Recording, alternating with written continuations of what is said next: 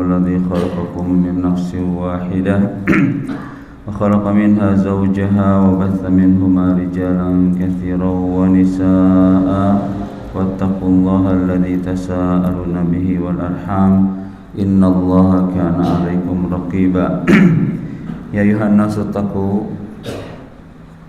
يا أيها الذين آمنوا اتقوا الله وقولوا قولا سديدا يصلح لكم أعمالكم ويغفر لكم ذنوبكم ومن يطع الله ورسوله فقد فاز فوزا عظيما أما بعد فإن أصدق الحديث كتاب الله وخير الهدي هدي محمد صلى الله عليه وسلم وشر الأمور محدثاتها فإن كل محدثة بدعة وكل بدعة ضلالة وكل ضلالة في النار اللهم علمنا ما ينفعنا وانفعنا بما علمتنا وزدنا علما وهدى وتقى وصلاحا ya rabbal alamin.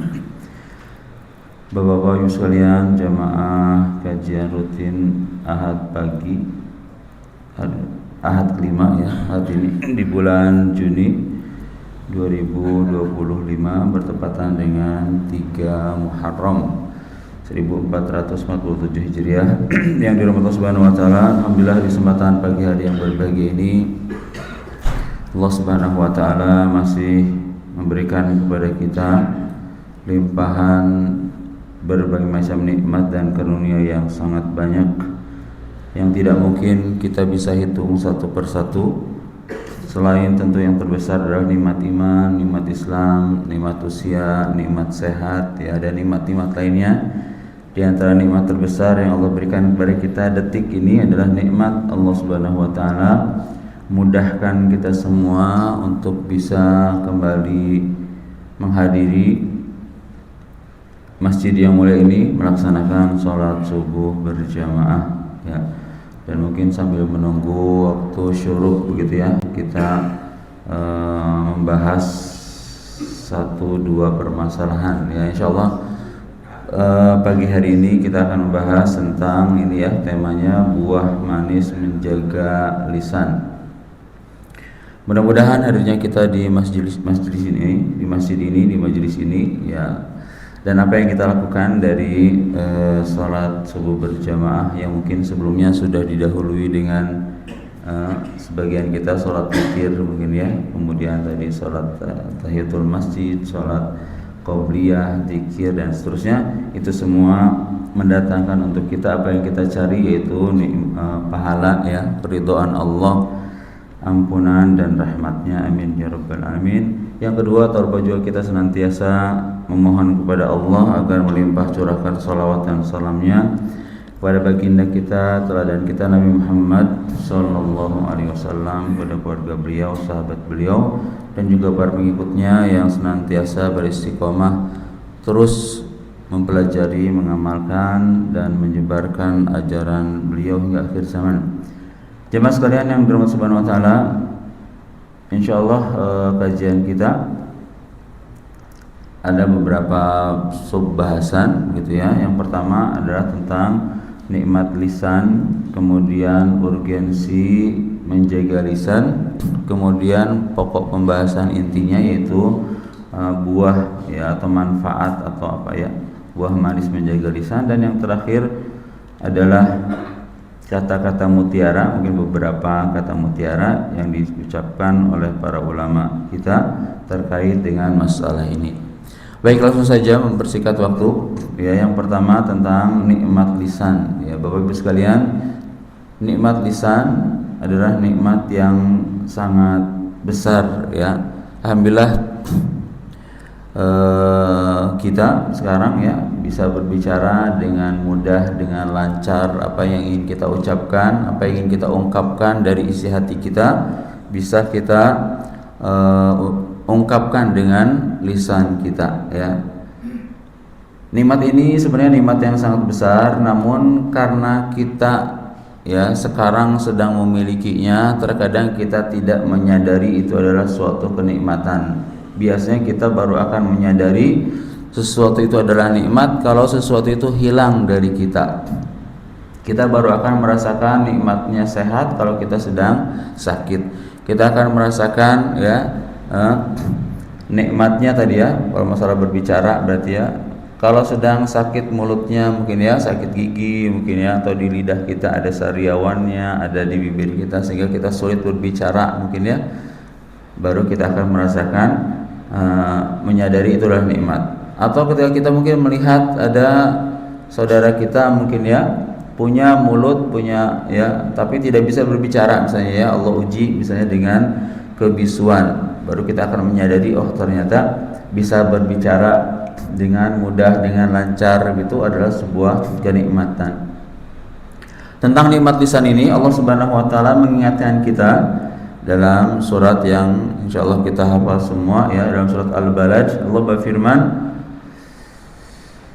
Alam naj'al lahu 'ainain wa lisanan wa syafatain. Allah Subhanahu wa taala menyebutkan beberapa nikmat yang Allah berikan kepada kita semua. Yang pertama Allah sebutkan tentang nikmat mata ya. Mungkin nikmat mata ini nanti ada pembahasan sendiri tentang mungkin faidah atau ya buah manis menjaga mata mungkin ya, karena ini juga penting ya. Banyak sekali dosa-dosa yang awalnya timbul dari pandangan mata gitu ya. Allah ingatkan kita, kata Allah Subhanahu wa taala tadi, bukankah kami telah menjadikan untuk manusia itu sepasang mata, untuk dengan mata ini kita bisa melihat, bisa membaca ayat-ayat Allah ya, baik yang berupa ciptaannya, makhluknya, alam semesta ini ya, dan juga ayat-ayat yang tertulis yaitu Al-Qur'an ya. Seharusnya digunakan untuk itu ya, mata itu digunakan untuk kebaikan, karena nikmat Allah itu bentuk mensyukurinya adalah dengan memanfaatkan nikmat tersebut untuk hal-hal yang Allah ridhoi, yang Allah izinkan ya, bukan justru untuk digunakan melihat ya, mengamati ya hal-hal yang diharamkan oleh Allah Subhanahu wa taala. Ya, dengan nikmat mata ini kita bisa melihat indahnya dunia gitu ya, cantiknya pasangan kita ya, birunya lautan, kuningnya langit ya ketika matahari akan tenggelam gitu ya, hijaunya lahan pertanian dan seterusnya. Ini nikmat mata ya, namun bukan ini pembahasan kita. Yang akan kita bahas adalah nikmat berikutnya, kata Allah Subhanahu wa taala, wa lisanan wa syafatain. Allah Subhanahu wa taala, wahai manusia ya, tidakkah engkau sadari nikmat yang aku berikan kepadamu selain nikmat mata adalah nikmat lisan dan dua bibir ya. Dengan lidah dan bibir ini kita bisa mencecap, maksudnya dicecap ya, berbahasa Indonesia itu kalau c, imbuhan ditambah c jadi apa Pak? Mencecap gitu ya, atau mengecap, atau cuci jadi mencuci atau menyuci. Ini ulama berbeda pendapat. Enggak tahu ya, guru bahasa Indonesia mungkin yang paham ya. Kadang mencuci, menyuci yang betul enggak tahu itu ya. Di sini bilangnya menyecap, mengecap atau mencecap enggak tahu itu ya. Nanti ahli bahasa itu ya, bahasa Indonesia.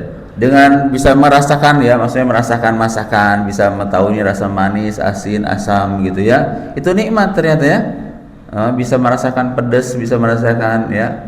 Karena kalau nggak ada rasanya, ya siapa yang kemarin kena COVID Pak, nggak bisa merasakan gitu ya, itu nggak enak. Makan, dikasih makan apapun, ya hambar jadi kan seperti itu.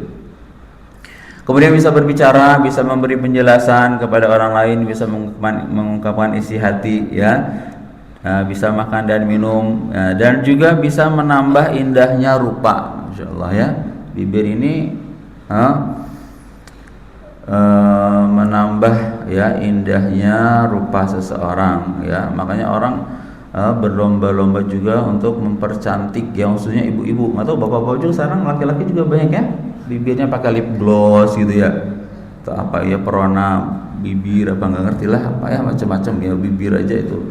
Ada yang aduh kurang doer ya ditambahkan, ada yang kurang tipis gitu ya, supaya kelihatan cantik, kelihatan tambah indah gitu ya. Ini adalah lisan, ini adalah nikmat yang Allah Subhanahu wa taala berikan, nikmat yang besar sebenarnya ya. Cuma terkadang kita lupa, kita lalai ya, menyadari itu adalah nikmat. Kalau kita tidak menyadari itu nikmat, maka akan sulit bagi kita untuk mensyukuri. Maka langkah awal untuk mensyukuri nikmat Allah adalah menyadari sesuatu itu adalah nikmat dari Allah Subhanahu wa taala. Ini organ-organ yang berperan ketika kita mengucapkan huruf. Ya, ini pelajaran tajwid ya, makharijul huruf gitu ya. Ada 5 katanya, ada jauf, ada ini ya pelajaran tajwid nanti sama Ustaz Saiko ya, ngajar tajwid ya. Ya. Itu yang pertama. Jadi nikmat lisan inilah nikmat yang sangat besar. Allah tadi ingatkan kita ya dalam Al-Qur'an dalam surat Al-Balad tentang nikmat ini. Ini semuanya berpengaruh ya untuk mengucapkan lisan. Ada lidah, ada bibir, ada gigi ya, itu juga berpengaruh. Sebagian huruf ya, ada yang keluar dari bibir, ada yang dari lidah dan seterusnya. Yang kedua, pembahasan kita tentang urgensi menjaga lisan. Apa pentingnya membahas ini? Apa ya pentingnya kita membahas lisan ini apa gitu ya? Di antara faktor utama yang mendorong kita untuk membahas pentingnya menjaga lisan ini, di sini dikatakan ya, seorang mukmin mudah untuk meninggalkan berbagai bentuk maksiat, meninggalkan makanan yang haram, menzalimi orang lain, minum khamar ya, melihat, menjaga pandangan gitu ya. Alhamdulillah mungkin banyak dari kita bisa meninggalkan hal-hal ini ya, tidak makan yang haram, tidak menzalimi orang lain mungkin dengan perbuatan ya, tidak minum khamar, tidak berzina, tidak makan riba dan seterusnya ya. Tapi sebagian orang itu susah untuk menjaga lisannya ya, karena lisannya tadi ya, bahasa kitanya lidah tidak bertulang ya. Jadi mau apa-apa tinggal tidak, untuk mengucapkan sesuatu itu tidak perlu tenaga yang besar ya, tidak perlu modal keluar duit, tidak perlu, tinggal menggerakkan lidah saja, itu sangat mudah ya. Karena saking mudahnya orang berbicara, jadi banyak orang yang tidak mengontrol ucapannya ya. Apa yang dia ucapkan, apa yang dia ingin ucapkan, dia ucapkan begitu saja, tidak dipikirkan dulu ini diridhoi Allah atau tidak, ini mendatangkan kemurkaan Allah atau tidak, ini menyakiti orang lain atau tidak, ini ada faedahnya atau tidak, nggak dipikirkan. Jadi apa saja yang mau diucapkan dia ucapkan begitu ya.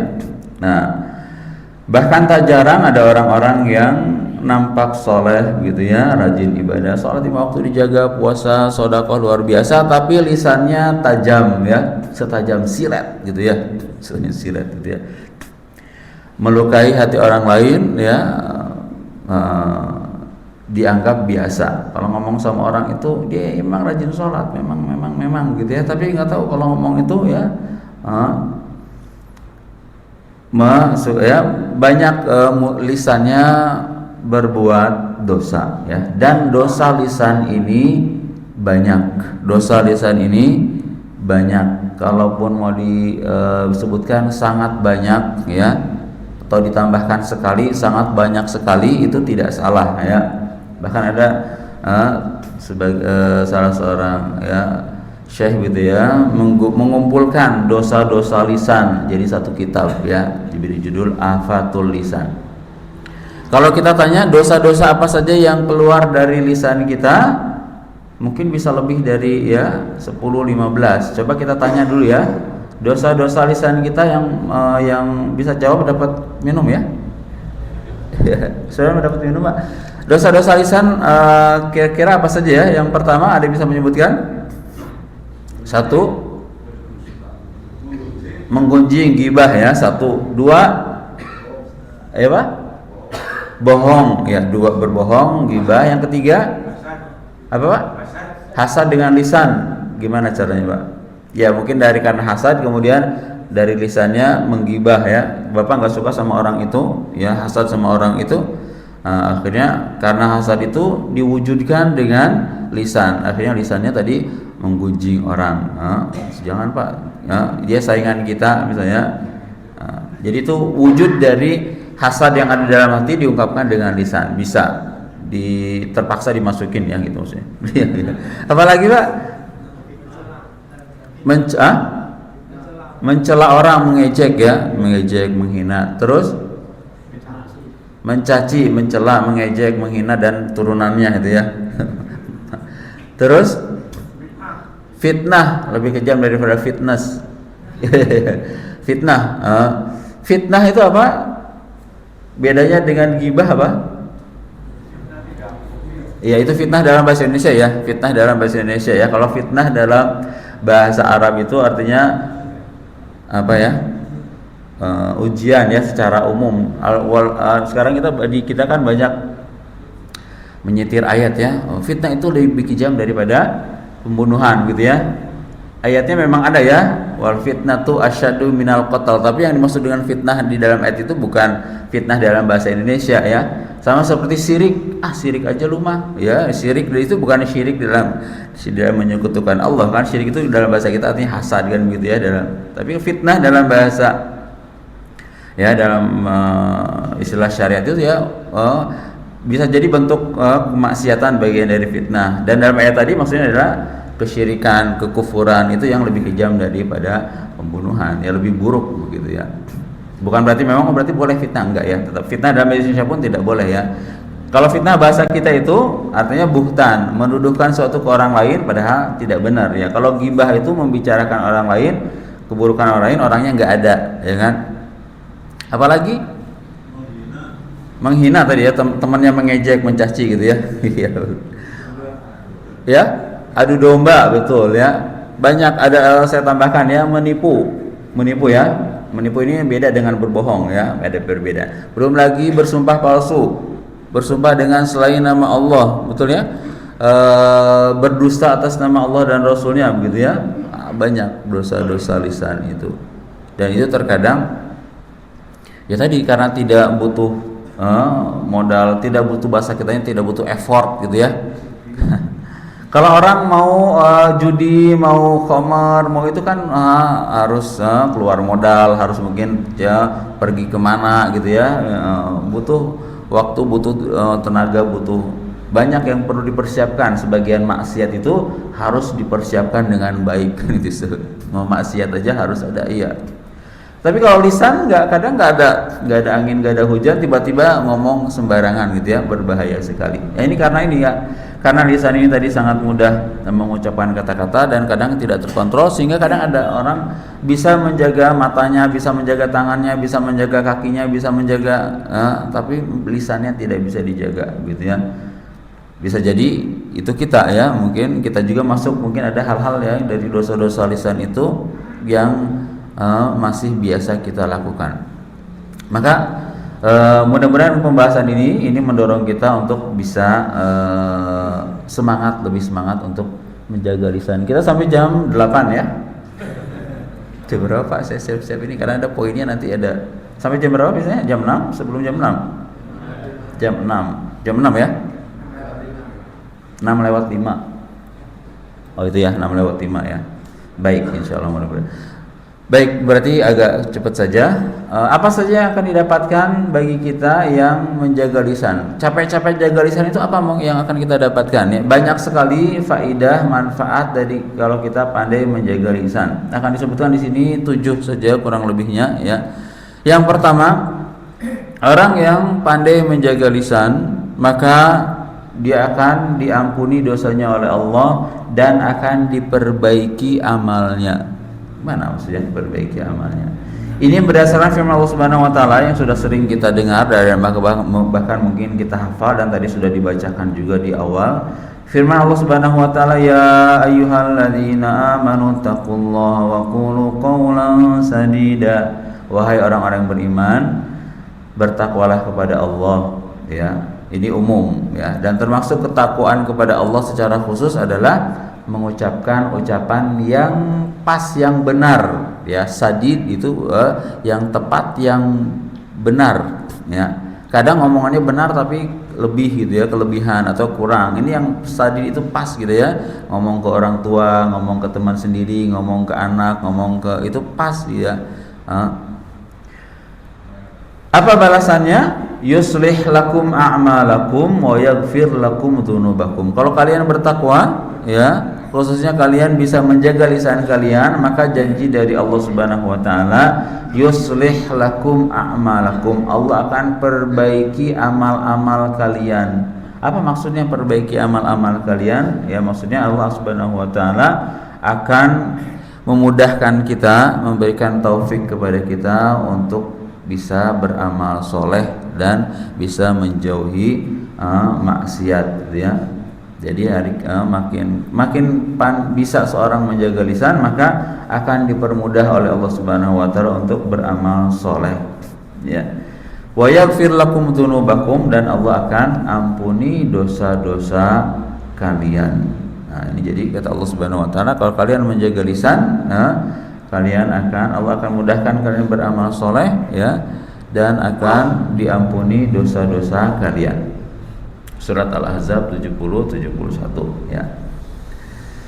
Nah, singkat saja. Yang berikutnya, yang kedua, orang yang pandai menjaga lisan maka mendapatkan jaminan, jaminan surga. Siapa yang menjamin? Nabi Shallallahu Alaihi Wasallam, yang tidak mungkin meleset jaminannya, ya. Kalau jaminan manusia kadang meleset, nggak Pak? Meleset, ya. Kita ada orang dalam, ya, ordal, ya, mau masuk kerja nih anak kita nih, mau masukin kerja, ada ordal, ya, ada yang nawarin sini Pak, jamin tak jamin, bayar sekian tak jamin, anak bapak masuk, gitu ya, udah jual sawah, udah jual itu, nggak lulus, ya, mau masuk kemana itu Pak? Oh, jangan dibahas itu, ya. Dijamin katanya, belajar sama saya dijamin bisa, atau ya, belajar 1 jam belajar bahasa Arab, belajar 1 jam sama saya, was habis itu, ya. Nggak mungkin belajar bahasa Arab 1 jam, gitu ya. Di Mahat aja 3 jam kadang, 3 tahun kadang nggak beres, ya. Ini ya. Belajar sama saya 1 jam dijamin bisa, bayar mahal, taunya 1 jam ya nggak bisa, ya. Jaminan manusia, jaminan kadang meleset, kadang bohong, gitu ya. Tapi ini jaminannya Nabi yang menjamin, ya, menjamin. Bagaimana jaminan Nabi SAW? Kata Nabi SAW, man yadman lima baina lahyaihi wa ma baina rijlaihi adman lahul jannah. Barang siapa yang di antara kalian yang bisa menjaga apa yang ada di antara dua lahyaihi, ya, ini antara jenggot dan kumis, ada apa Pak? Ada mulut, ya.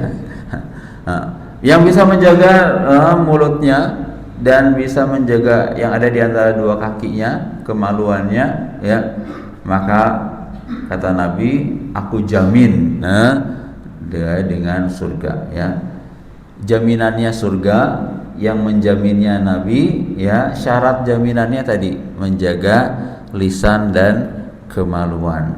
Nah, kalau kita bisa pandai menjaga lisan, jaminannya surga, ya. Kenapa demikian? Karena dalam hadis yang lain disebutkan, ketika Nabi SAW ditanya, ya Rasulullah, ya, amalan apa yang paling banyak memasukkan orang ke surga? Kata Nabi SAW, taqwallahi wa husnul khuluq, ketakwaan kepada Allah secara umum dan akhlak yang baik secara khusus. Dan termasuk akhlak yang baik adalah lisan, ya. Di antara gambaran akhlak adalah ketika berbicara, itu, ya, ada akhlaknya. Kemudian sebaiknya Rasul ditanya, ya Rasul, apa amalan yang paling banyak memasukkan orang ke neraka? Maka jawab beliau tadi, ya, mulut dan kemaluan, ya. Mulut ini bisa dalam artian makan minum yang diharamkan, gitu, ya, tapi juga lebih banyak tadi, ya, dosa-dosa lisan tadi, ya, tadi yang sudah disebutkan tadi, ya, berbohong, menggunjing, gibah, namimah, menipu, bersumpah dengan macam-macam banyak, gitu, ya. Dan juga kemaluan, maksudnya zina dan segala turunannya, ya. Zina juga banyak dari ini sumber. Jadi lisan ini, lihat bagaimana lisan ini memang, ya, bahasa kitanya apa, ya, pisau bermata dua, gitu, ya, atau apa ini, ya. Kalau digunakan untuk kebaikan, masya Allah banyak sekali juga, ya. Lisan ini kalau kita gunakan dengan baik bisa menjadi sumber pahala, dan tadi bisa menjadi penjamin masuk surga, ya. Digunakan untuk baca Quran, untuk saling menasehati, untuk berzikir, untuk berdoa, untuk ya kebaikan, maka luar biasa pahalanya, ya. zikir kita subhanallah bihamdihi subhanallahil azim, ya, itu kata Nabi tamlaul mizan, ya, memenuhi memperberat timbangan gitu ya. Dua kata yang mudah, yang ringan, diucapkan subhanallah bihamdihi subhanallahil azim, itu dua kata yang ringan di lisan tapi berat di timbangan gitu ya. Dan zikir-zikir yang lain, baca Quran setiap hurufnya satu kebaikan dan seterusnya. Tapi kalau tidak pandai menjaga lisan, juga lisan kita akan berubah menjadi sumber malapetaka. Yang ketiga, apa yang akan kita dapatkan kalau kita pandai menjaga lisan? Menjaga lisan akan menjadi sebab keselamatan dunia dan akhirat. Ketika kita ditanya, Pak, cita-citanya apa, Pak? Sekarang, kalau dulu mungkin waktu masih kecil ya, mau jadi dokter, mau jadi ini, mau jadi itu, ya. Kalau sekarang sudah usia, sudah paham arti kehidupan gitu ya, hakikat kehidupan. Tujuannya apa, Pak? Sekarang ya selamat dunia dan akhirat kan gitu ya. Masuk surga ya, muda foya-foya gitu ya, mati masuk surga gitu ya, apa ya, kecil bahagia apa muda foya-foya, mati masuk surga. Enak banget kalau gitu, mas, saya juga mau gitu ya. Ya, sebab keselamatan dunia dan akhirat ya.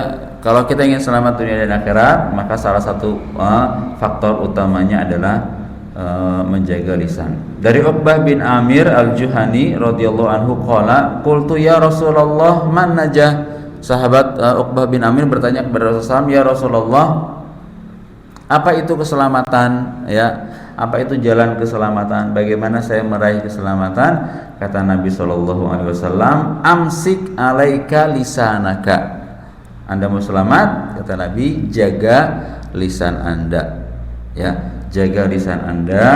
Wal yasa'ka baituka, dan hendaklah Anda merasa tenang di rumah, betah di rumah, ya, karena rumah itu sebenarnya adalah bukan sekedar cuma berlindung dari panasnya matahari, ya, dinginnya hujan gitu ya, tapi juga sebenarnya rumah itu adalah benteng kita ya dari fitnah-fitnah yang ada di luar rumah gitu ya. Harusnya fitnah itu rumah itu adalah pelindung kita.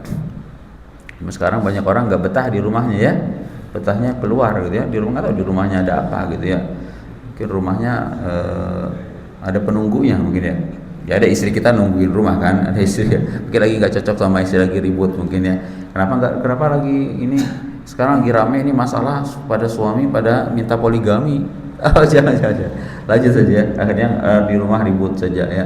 Enggak mungkin kita nggak betah di rumah karena mungkin di rumah kita mungkin ya nggak ada baca Qur'annya ya, nggak ada sholat sunnah di rumah kita ya, nggak ada ya nasihat kita di rumah itu, adab-adab ya, doa-doa, zikir-zikir yang di rumah itu nggak dibaca. Mau masuk rumah nggak salam, nggak baca doa, mau makan nggak baca doa, mau tidur, mau kamar. Akhirnya mungkin ya, meskipun rumah kita pakai AC 20 mungkin ya, pakai luas rumahnya, nyaman secara fisik, tapi kita tinggalnya nggak betah mungkin itu ya. Bisa jadi karena jauh dari zikir gitu ya. Karena kata Nabi begitu ya, perumpamaan rumah yang ada zikirnya dengan rumah yang tidak ada zikirnya itu seperti orang hidup dan orang mati ya. Di riwayat yang lain, orang yang berzikir dengan orang yang tidak berzikir seperti orang hidup dan orang mati. Jadi kata Nabi yang ya, fokusnya amsik alaika lisanaka, jagalah lisanmu ya. Itu diantara jalan keselamatan kata Nabi ya. Anda mau selamat, maka jalannya adalah menjaga lisan. Dalam hadis yang lain Rasul bersabda, man somata naja, barang siapa yang diam maka dia akan selamat. Ya, gimana maksudnya ini diam dari apa? Tentu bukan diam dari kemaksiatan. Maksudnya diam dari berkata-kata yang dilarang oleh Allah, itu jalan keselamatan. Bukan berarti kalau ada ya kita harusnya berbicara malah diam, itu malah salah ya. Ingin ibadah yang tidak perlu jerih payah, tadi ya, tidak perlu modal, tidak perlu apa, katanya diam, dia ibadah ya. Diam dari keburukan. Ingin menghiasi diri tanpa perhiasan, diam. Ingin berwibawa tanpa harus berkuasa, ini orang mau supaya dihormati harus berkuasa dulu, enggak ya katanya ya. Ingin punya wibawa katanya jangan banyak ngomong gitu ya. Tidak ingin klarifikasi lah, ini biasa ya, tidak masuk podcast sana podcast ini gitu ya, klarifikasi karena apa, ngomongnya kemarin nggak terkontrol, viral, akhirnya klarifikasi. Assalamualaikum, halo guys, saya yang kemarin ngomong gini, saya mau klarifikasi ya di video ini, gitu Pak ya biasanya. Karena ngomongnya kemarin nggak terkontrol gitu ya, menyinggung sana nyinggung sini, akhirnya klarifikasi, buat video klarifikasi ya. Ingin aibnya ditutupi maka diam ya, kadang kita nggak mau ya, kita ingin aib ditutupi tapi kita bongkar aib orang lain gitu ya, menggibah orang, akhirnya nanti kita digibahi dan seterusnya ya. Jadi kata Nabi SAW tadi ya, barang siapa yang diam dia akan selamat. Man somata naja, maksudnya adalah diam dari hal-hal yang Allah haramkan ya. Tapi dari kebaikan itu jangan diam ya. Ada orang berbuat kesalahan ya harus ngomong, dinasehati gitu ya, tidak diam ya. Jadi ada waktu yang pas kapan kita berbicara, kapan kita diam gitu ya. Jangan-jangan nanti habis ini kata Nabi kan man somata naja ya, barang siapa yang diam maka dia akan selamat ya. Bapak pulang jalan ada ya orang ya naik motor itu apa namanya, mungkin standarnya masih ya diam aja nanti dia besok pas belokan dia jatuh, katanya Nabi kan diam gitu ya. Jangan tuh ya, tentu disampaikan Pak itu standarnya misalnya. Jadi untuk yang tidak bermanfaat, untuk hal yang catatannya tadi ya, untuk hal yang tidak bermanfaat dan bukan urusan kita, apalagi dalam masalah-masalah dosa ini ya. Kadang kita itu sibuknya itu ya mengurusi hal yang bukan urusan kita dan tidak ada manfaatnya ya.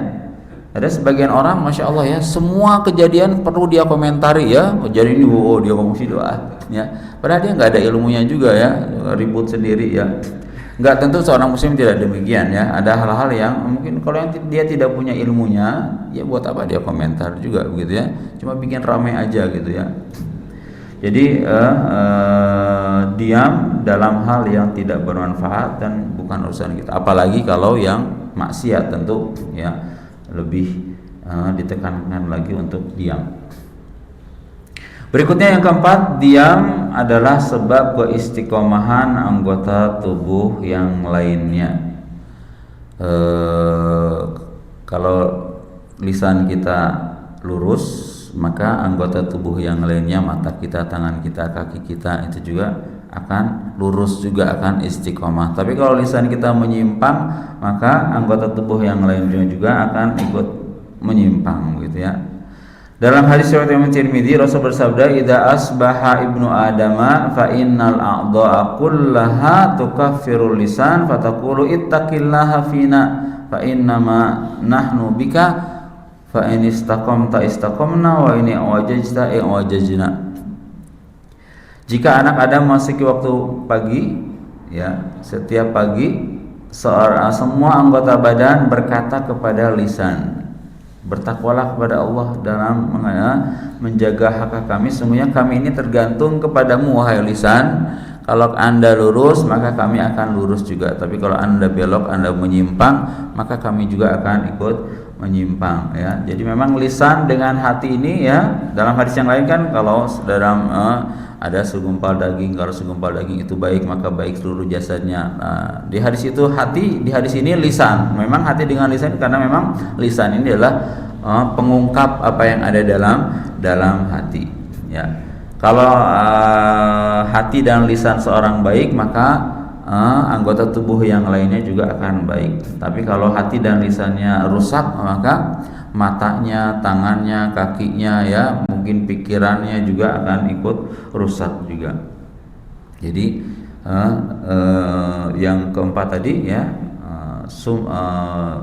istiqomahnya anggota tubuh yang lain itu tergantung kepada keistiqomahan lisan. Yang kelima berikutnya, sudah mulai ngantuk Pak ya? Iya, biasa sama. Baik, yang kelima, menjaga lisan menjadi salah satu faktor yang akan meninggikan derajat seseorang di sisi Allah Subhanahu wa taala di dunia dan di akhirat. Rasulullah SAW bersabda, "Innal abda la yatakallamu bil kalimah min ridwanillah la yulqilaha balan yarfa'uhu Allahu biha darajat. Wa innal abda la yatakallamu bil kalimah min sakhatillah la yulqilaha balan yahwi biha fi jahannam." Ya, sesungguhnya terkadang seorang hamba itu berbicara dengan satu perkataan yang dia tidak pikirkan dan tidak pedulikan. Mungkin dia anggap remeh, dia ngomong, ya, sudah dia lupa, nggak pernah diingat-ingat itu omongan itu, ya. Namun ternyata ucapan itu adalah ucapan yang baik, ya, bisa menjadikan, ya, orang lain mendapatkan kebaikan. Mungkin dengan satu ucapan, dengan satu, ya, kalimat disampaikan, orang dapat hidayah, gitu, ya. Dengan sebab itu Allah Subhanahu wa taala mengangkat derajat itu tinggi di sisi Allah Subhanahu wa taala dengan ucapannya. Mungkin ucapannya enggak, ya, singkat, gitu, ya, sedikit ucapannya, tapi mengena dan diridhoi oleh Allah Subhanahu wa taala, Allah tinggikan derajatnya. Tapi sebaliknya ada juga sebagian orang berbicara dengan ucapan yang dia tidak pedulikan, dia anggap remeh, ya. Ternyata dengan sebab ucapan itu Allah lemparkan dia ke dalam neraka gara-gara ucapan, gara-gara lisan, ya. Jadi menjaga lisan itu demikian, ya. Sekali lagi, lisan ini tadi, ya, kalau kita bisa gunakan dengan benar akan jadi sumber pahala, tapi sebaliknya kalau tidak bisa dijaga akan justru menjadi sumber dosa, ya, dan malapetaka, ya. Mungkin kita pernah dengar sampai sekarang, ada ingat tuh, dengar ceramah, dengar apa, ya, dengar ada potongan video Ustadz Anu misalnya, dia berbicara tentang apa, sampai sekarang masih terngiang-ngiang, ya, ucapan itu menancap di hati kita. Bisa merubah kita menjadi lebih baik dan seterusnya, itu, ya, mungkin masuk dalam hadis ini, ya.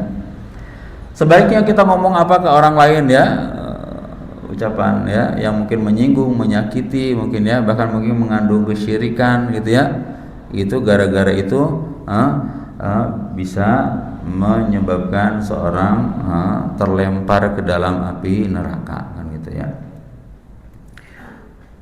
Yang berikutnya, yang ketujuh, yang keenam, ya, menjaga lisan menjadi kunci kebaikan, menjadi kunci semua kebaikan. Dalam hadis yang panjang, hadis Mu'adz bin Jabal, ya, saya terjemahkan saja langsung. Mu'adz bertanya kepada Nabi, "Ya Rasulullah, tunjukkan kepadaku amalan yang bisa memasukkan aku ke surga dan menjauhkan aku dari neraka."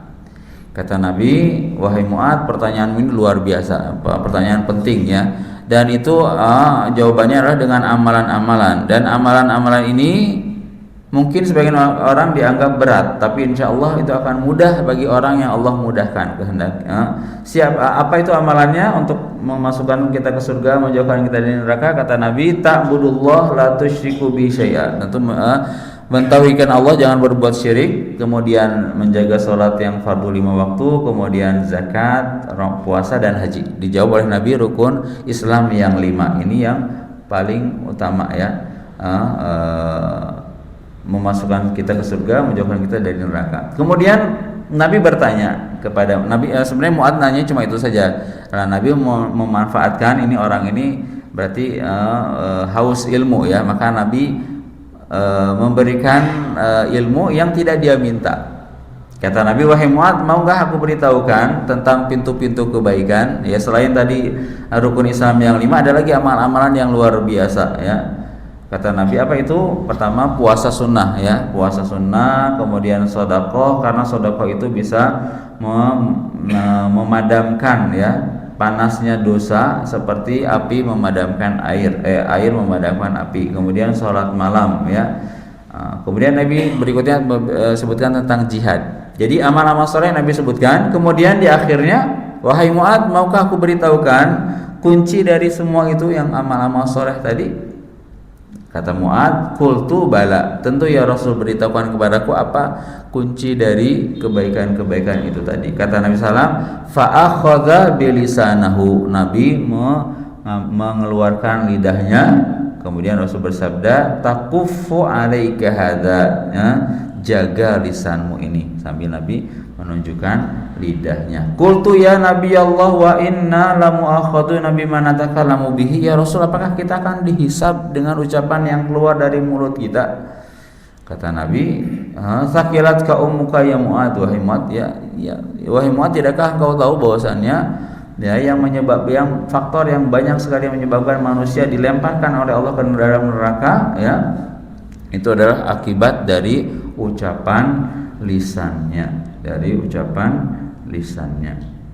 jadi tadi apa ya, poin yang keenam itu jadi pintu kebaikan kata Nabi ya, kunci dari kebaikan-kebaikan yang banyak itu tadi ya, mungkin nyambung dengan hadis yang sebelumnya tadi ya, kalau lisan kita baik maka amal anggota tubuh yang lain baik. Ini jadi kunci kebaikan. Yang terakhir, alhamdulillah sampai juga yang terakhir ya. Yang ketujuh, menjaga lisan itu menjadi tanda keimanan dan kebaikan agama seseorang ya.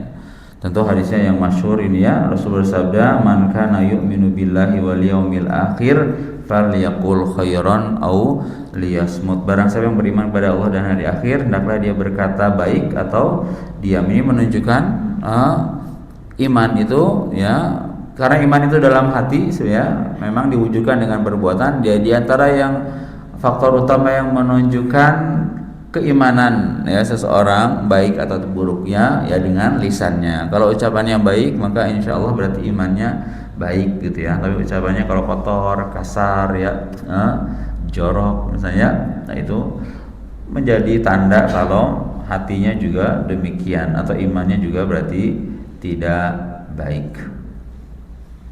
Sudah kayaknya ya, ada 5 menit memang ya kita habiskan.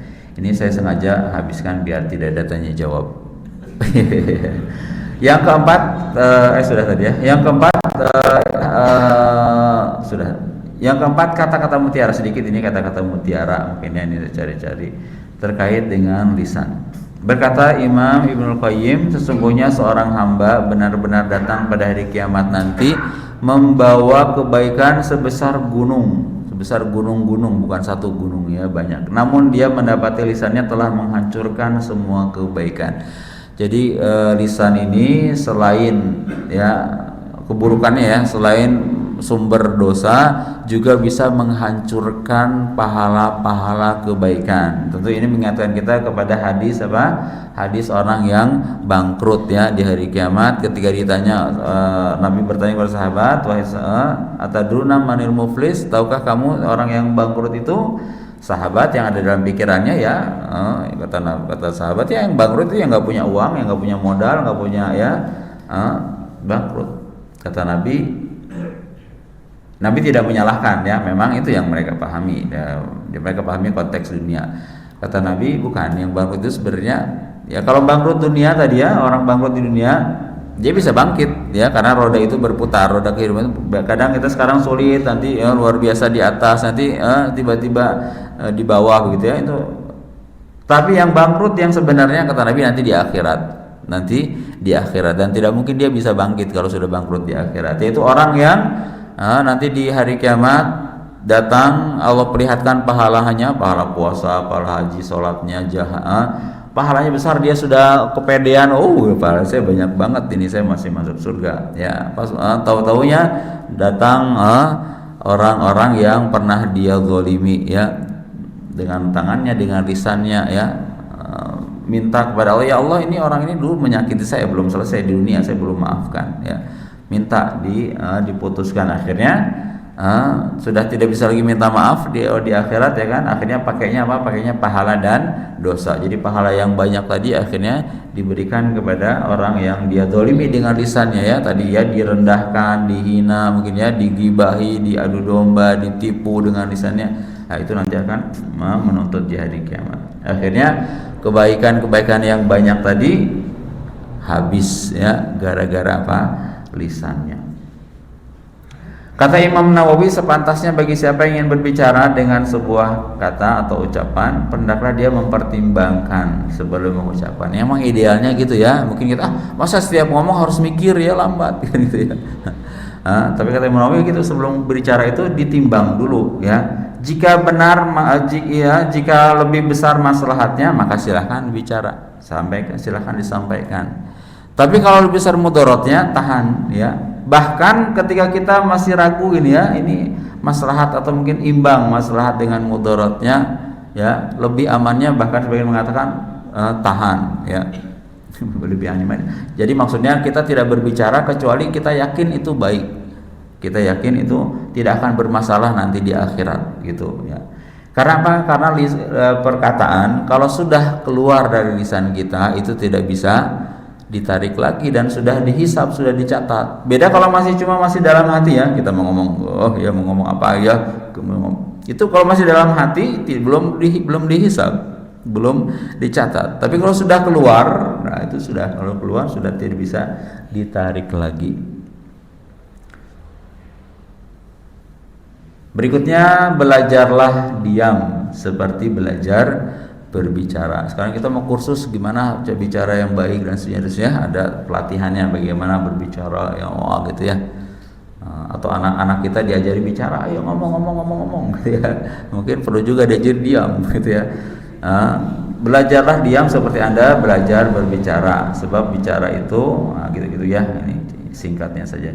Dan yang terakhir, penjarakan lisanmu gitu ya, kata Ibnu Mas'ud. Tidak ada hal yang lebih lebih layak untuk dipenjara dalam waktu yang lama kecuali lisan, kata Ibnu Mas'ud. Maksudnya tadi ya, lisan ini perlu dijaga, perlu ya. Kalau dibiarkan bebas itu nanti bisa berbahaya. Yang terakhir, lidah jangan dijaga, jangan seperti keran bocor gitu ya, bocor terus, nyerocos juga katanya suruh. Ya.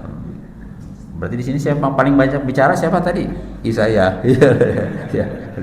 Tapi kan karena dia menyampaikan kan, insya Allah sih nggak apa-apa, mudah-mudahan.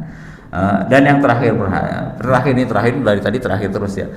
Yang terakhir tadi bicaranya semuanya tentang lisan ya.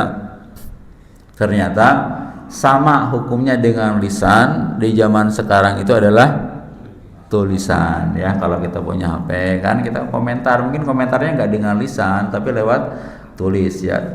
Ada gambar status orang ya, loh misalnya ya, macam semua ya dikomentari ya, hati-hati ya. Tadi ya, tidak semua itu artinya komentar meskipun itu dengan lisan ya sama itu ya. Kalau sudah tertulis sudah itu hukumnya sama, artinya akan dihisab juga gitu ya. Maka perlu kita perhatikan ya lisan dan tulisan kita. Artinya kalau zaman sekarang ya tulisan itu sama dengan lisan. Sekarang kita mungkin sebagian kita lebih banyak nulis daripada ngomongnya gitu ya. Dari di mana-mana HP-an kan gitu ya, mau Facebookan, WhatsAppan gitu ya, mau grup inilah ya.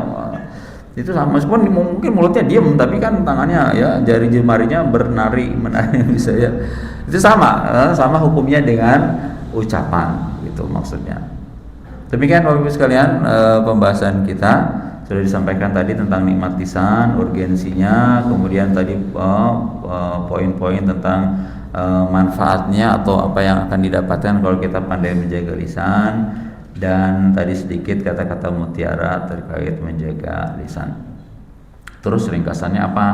Ya, hendaknya tadi kita orang beriman harus menjaga lisan kita. Jadi lisan ini adalah nikmat ya. Dan diantara bentuk syukur nikmat bukan cuma sekedar alhamdulillah saja, alhamdulillah ya, tapi diwujudkan dengan menjaga lisan tadi, memanfaatkan nikmat itu untuk hal-hal yang Allah ridhoi. Ya gitu ya, mungkin capek juga ngomong ya, dibaca aja Pak ya. Saya mau istirahat dulu, saya mau baca ya. Kemudian ya,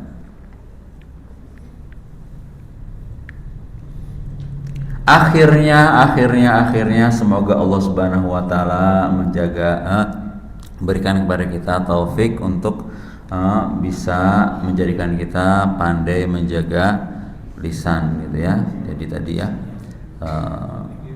ya itu aja mungkin ya, demikian yang bisa disampaikan. Sudah lebih 1 menit, batasan Bapak tadi lihat jam ya, 1 menit ini nggak ada belnya sih ya, 1 menit juga kalau lewat kan. Allah a'lam bishawab. Ya Bapak sekalian, itu yang bisa disampaikan. Yang benar datang dari Allah Subhanahu wa taala, yang keliru kurang berkenan datangnya dari saya pribadi, mohon dimaafkan. Sekali lagi semoga Allah Subhanahu wa taala ya memberikan taufik kepada kita semua untuk menjadikan kita hamba-hambanya yang pandai menjaga lisannya, sehingga lisan kita ini benar-benar menjadi sumber pahala dan menjadi faktor pendorong kita masuk surga. Jangan sampai lisan kita ini menjadi sumber dosa dan malapetaka yang akan mencelakakan kita di dunia dan di akhirat, ya amin ya rabbal alamin. Wassallallahu nabiyana Muhammadin wa ala alihi washabihi ajmain. Cukup ya insyaallah. Nanti pertanyaan tanyakan ke Ustaz Eko insyaallah ya. Subhanakallahumma wa bihamdika asyhadu an la ilaha illa anta astaghfiruka wa atubu ilaik. Assalamualaikum warahmatullahi wabarakatuh.